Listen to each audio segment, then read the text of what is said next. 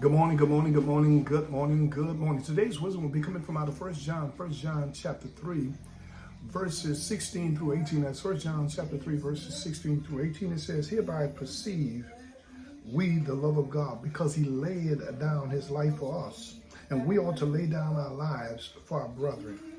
But whosoever have this world's good and see his brother have need and shut his bowels of compassion from him, how dwelleth the love of God in him?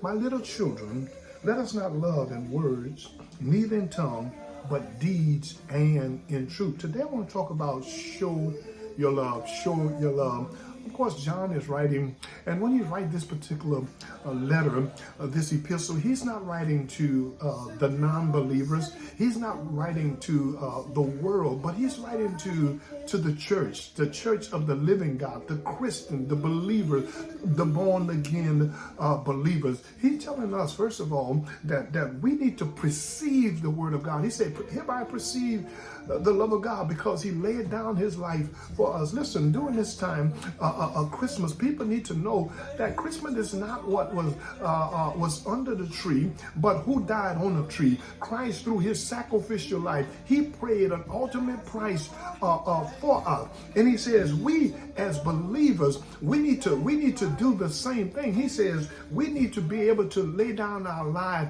for our brother. And so often, people of God, too many of us say that we love God, and yet we walk around with so much hatred and won't be vindictive and vengeance. But the Apostle Paul was saying that if you really want to operate in the spirit of a winner, he says, love don't keep record of right and wrong. Love believe all things, hope all things, and endure all things. Love will never ever fail. Whether there be tongues, prophecy, that will fail. Tongue will cease, knowledge shall vanish away, but love will never fail. Now abideth faith, hope, love. These three, he says, but the greatest is love. We need to show them love. And so he says, but if you have this world good and you shut your bowels of compassion, then he said, how can you say the love of God is in you? You ought to be philanthropy. People of God, this Christmas time is not about what we are going to give for Christmas. It's about what we ought to be given for Christmas. And not just for Christmas, but we ought to be able to be a philanthropy throughout the year. We ought to be able to help the advancement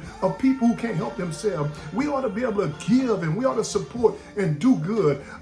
That's what Christmas is all about. And then finally, he said, my little children, let us not just love in our tongues and in our words. He said, but let's do it in deeds and in truth. He says we have to be practical in our love, because love is a verb, it's an action. You don't just say I love you, but you have to show your love. I pray the word of God has blessed you on today. As always, today will be better than yesterday, and tomorrow will be better than today. Why? I was trying to live better, be better, and do better. I'm happy, healthy, and holy. Show your love.